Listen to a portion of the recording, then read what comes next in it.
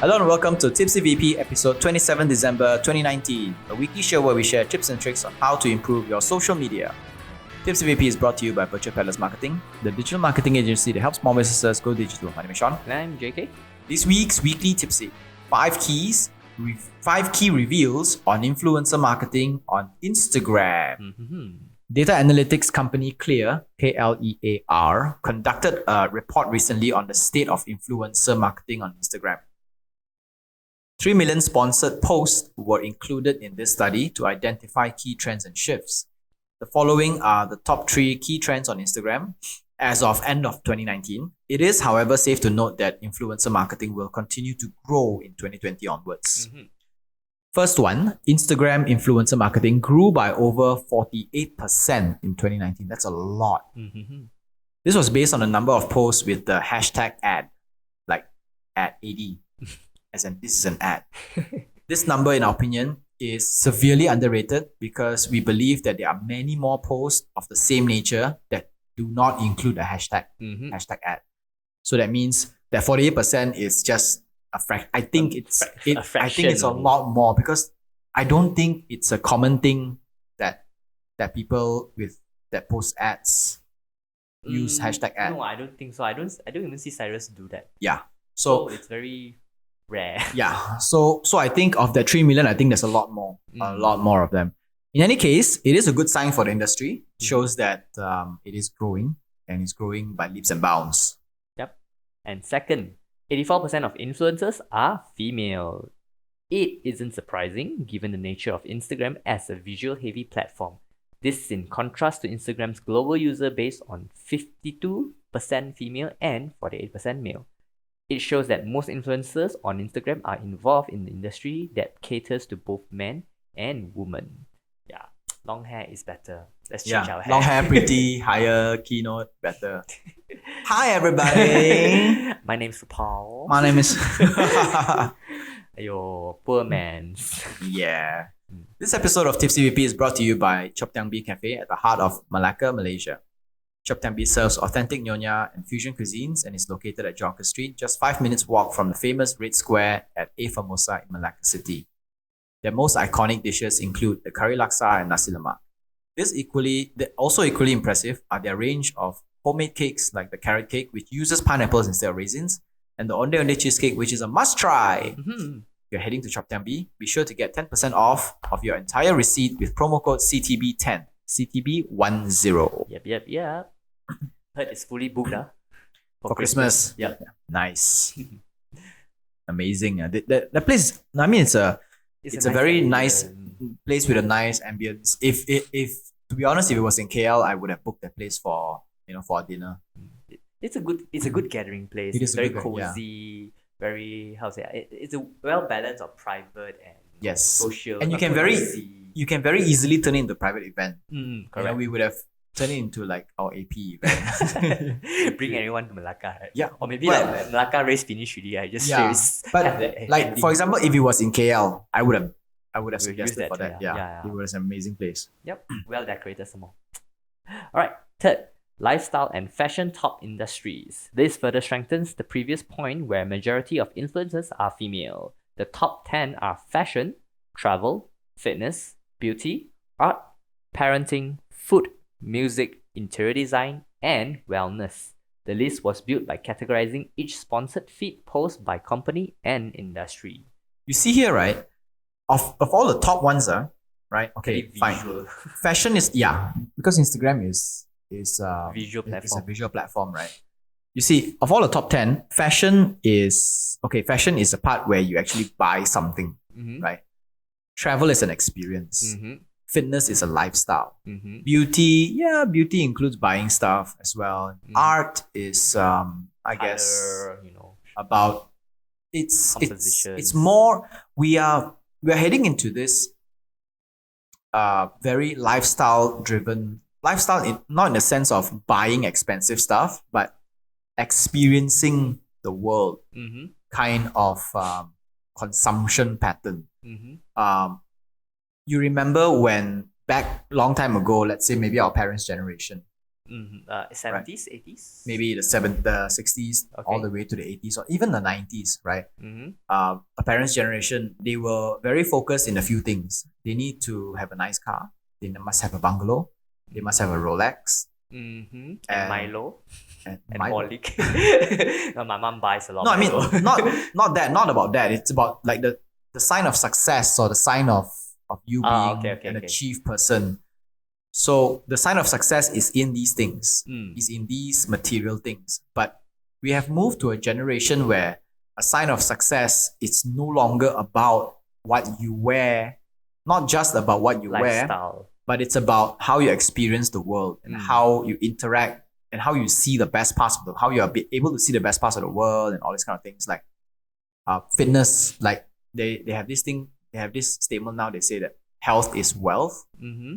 It's no longer a pot-bellied old man that has gold chains all over him that is a sign of success. But 6 packs. Yeah, it's health. It's, you don't have to have 6 pack, but you at least look healthy. That is what is becoming attractive these days for men and women both. Correct. Like glowing, so to say. Yeah, you know, like glowing aura. Yeah, like lively. Like people look at 60-year-old, 70-year-old, not the Botox filled women, but those who are like smiling nicely. Yeah, like they look young not because they go to aesthetic clinics a lot. They look young because they're very fit and they're very healthy. They're very active and they go travel a lot. These kind of people. Correct. Right. So number 4, increase in stories use. Probably not surprising as well, is that stories is gaining more traction than posts. In 2018, an average of 3 stories were shared per day. Comparatively, the average came up to 3.6 a day in 2019. So the note here is that average of 3 a day, an average of 3.6 a day. That means, as an influencer, do not share 10 to 15 stories a day. And make sure your gap is like this big. Yeah, don't make it like, don't make the gap, don't make the line become a dot. Then nobody will watch them. Sian, all those people. Still got these people. God. I will just swipe over. I'm sorry, I cannot. Next. Yeah. All right. 5th, average age of influencers. The top age group, believe it or not, are between 24 to 34 at 54%. The next is between 18 to 24 at 31%. Then 35 to 49 at 11%. And 12 to 17 at 3%. 25 to 34 means all the young working adults are currently. Yeah. So the thing here is we've always thought that college Instagram kids is filled with kids, right? Kids or college kids or high school kids or whatever, right? But it is quite surprising to see that the highest group of influencers in Instagram is actually between 25 to 34. The young forces. And then the next one is actually at 18 to 24. And there is a group which is the millennials, 35 to 49 at 11%. Then of course the 12 to 17, it's 3%. It's supposed to be the group that are supposed to be regulated by Instagram in the first place. Correct. I didn't really see my brother post anything also. For them, I don't know where they go. They probably go Park Jigger or maybe there is the trend that younger people are moving into private chat rooms and going into Snapchat or going to TikTok. Hard to say, but I think the trend is moving this way. So that means that the Instagram target audience is also starting to age. Yeah, they're growing up really. And there is another trend as well. Maybe is that Instagram has transformed from a user to user interaction to user to brand interaction. User to brand interaction. Do you interact with brands in Instagram? If you're interacting with anybody who are influencers of any kind, you are interacting with the brands. Okay. Like, got it. Do you have friends who are selling something once in a while? Like maybe a studio earphone, moments, right? Studio moments, or or travel lifestyle, or dried strawberries. Exactly. Or you have people who get like free stays in hotels and then they just post it up. They post it up. And then you also have people who pretend to sell the cars that they're not selling. Saja. Yeah. These are all the gimmicks nowadays. Lah. Yeah. So, So that constitutes as communicating with their brands. okay. In the more personal level. Yeah, and more, that's why it's called influencer marketing. Small one. So that's the thing. Yeah, it's maybe Gen Zers are in Snapchat, maybe Gen Zers are in TikTok, Gen Zers are in chat platforms. Not so much. I really don't know.